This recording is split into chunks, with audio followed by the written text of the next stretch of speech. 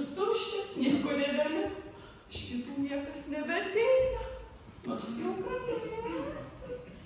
Žinok, užkiniso ir mane. Bet nepergyvenu. Tik va, su bizniu ne kažką. O tai kuo užsiėmė?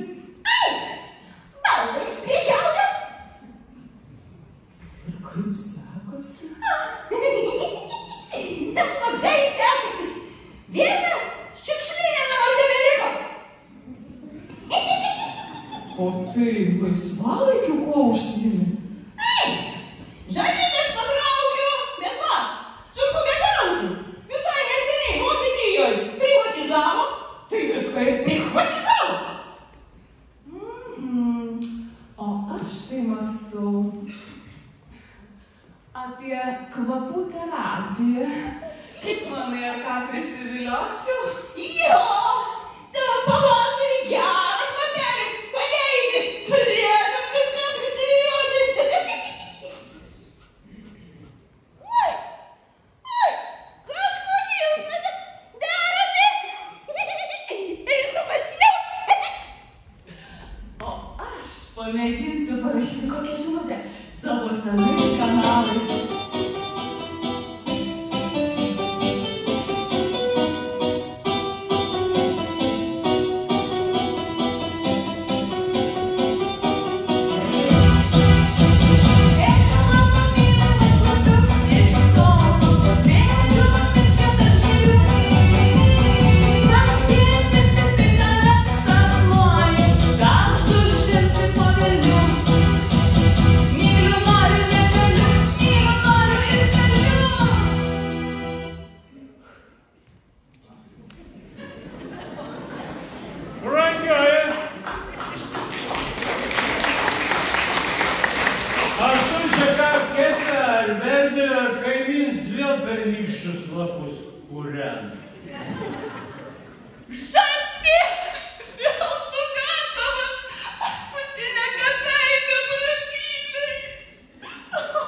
Savo, ne tavo.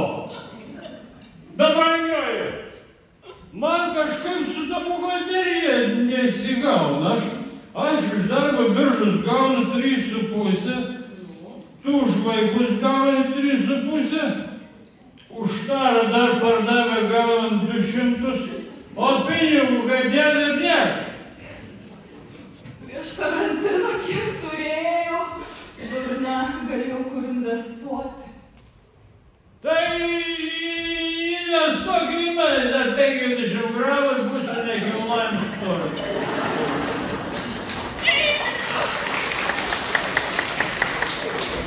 Viskas, aš turiu tau 2 naujienas. Vieną blogą, kitą ne. Nu. Aš tave palieku. O kokia bloga naujiena. O tai ką nebėra ką įpilt? Eisiu kažkas miške, atrodo, samagoną verdysi tulsų pats. Būčiau kur nors arčiau Lenkijos, eičiau pigesnės per sieną, kaip anksčiau knygnešiai, kaip eidama. Ir tau dar parneščiau glušį.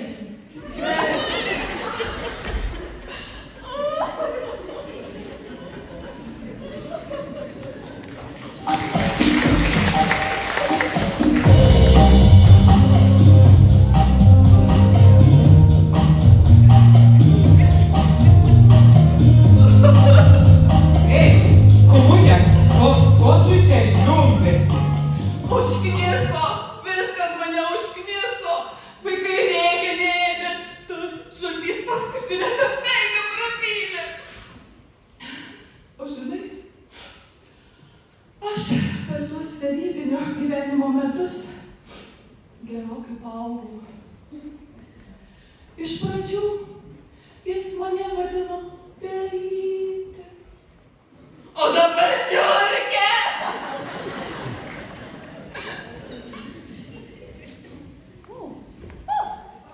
Nori, aš tave išmursiu. Iš rankos, akių, uodegos. Bet jeigu nori, mainais. užrašysiu į plaukimo kursus.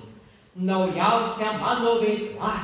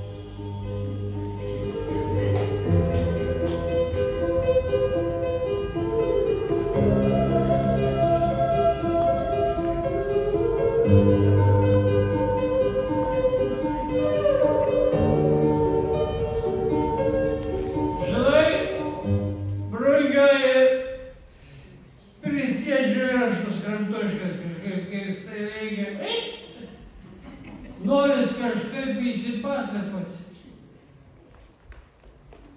Žinai, brangioji, tai aš tą mešką žiemą patvarkiau.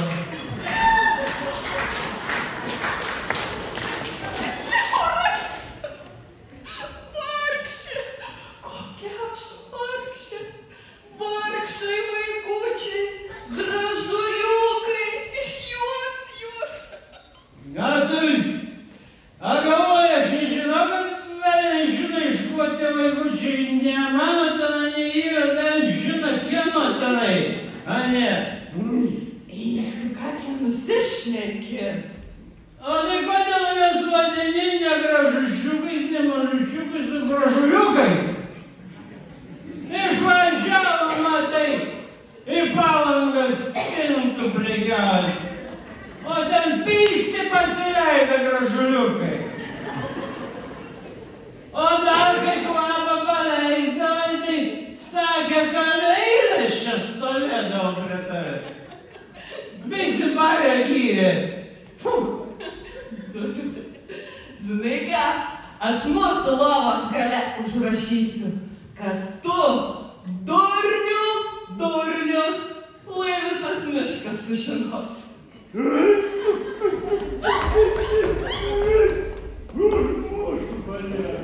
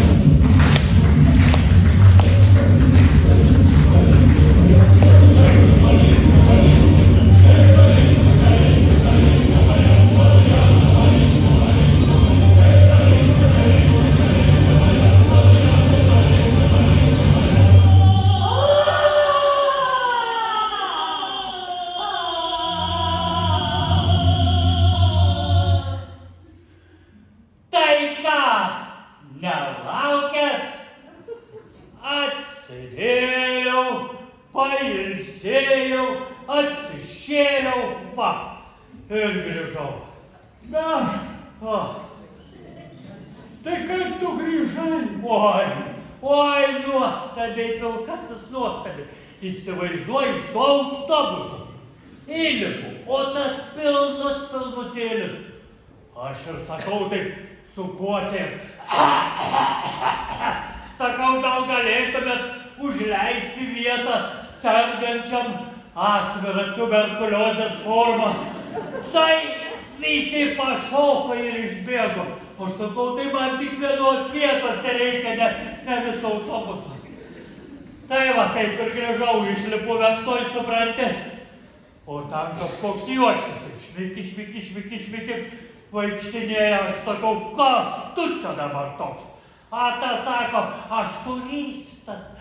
Tai aš sakau, aš turistas, o tu tai turisto pusrytis. Ir va, nebėr turisto pusryčių. Meška, ką? Žinai, aš kaip tavęs pasiilgau. Aš irgi. Aš net dainą tau sudėjau. Nu.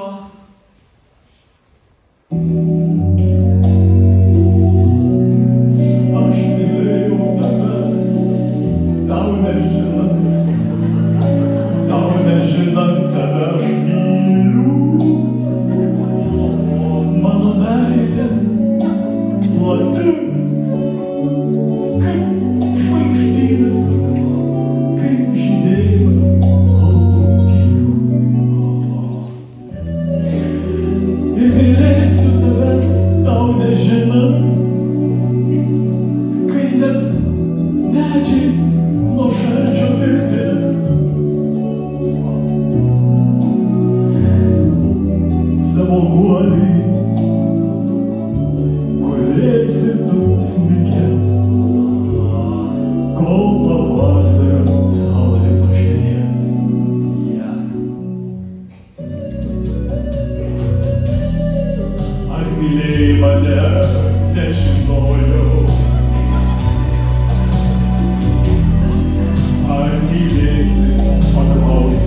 eidavau.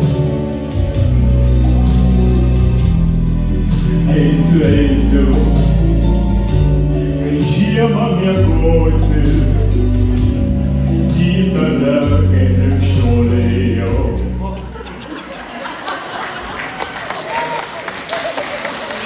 Meška, aš noriu prisipažinti. Žiemą, kaip tu miegojai, aš tave kaip genį išbirbinau.